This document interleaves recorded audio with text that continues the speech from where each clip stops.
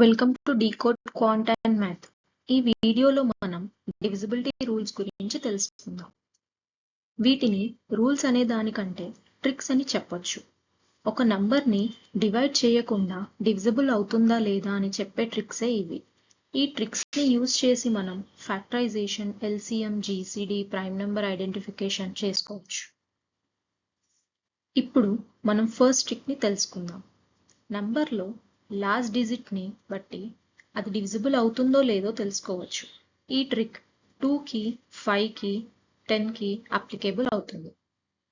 So ఒక example తీసుకొని చూద్దాం. ఈ నంబర్ లాస్ట్ డిజిట్ 4.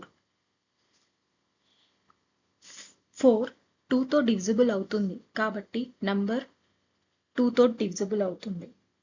అలానే 5కి చూసినట్టయితే లాస్ట్ డిజిట్ 4 5తో డివిజిబుల్ కాదు, సో నంబర్ 5 తోటి డివిజిబుల్ కాదు. ఫైనల్గా 10కి చూసినట్టయితే లాస్ట్ డిజిట్ 4 10తో డివిజిబుల్ కాదు, సో ఇచ్చిన నంబర్ కూడా 10తో డివిజిబుల్ కాదు.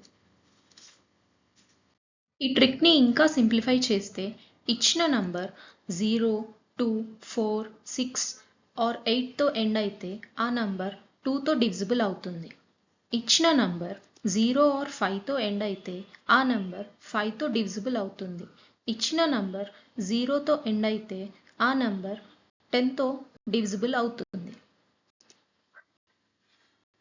ఇంకొన్ని ట్రిక్స్ నెక్స్ట్ వీడియోలో చూద్దాం. Thank you.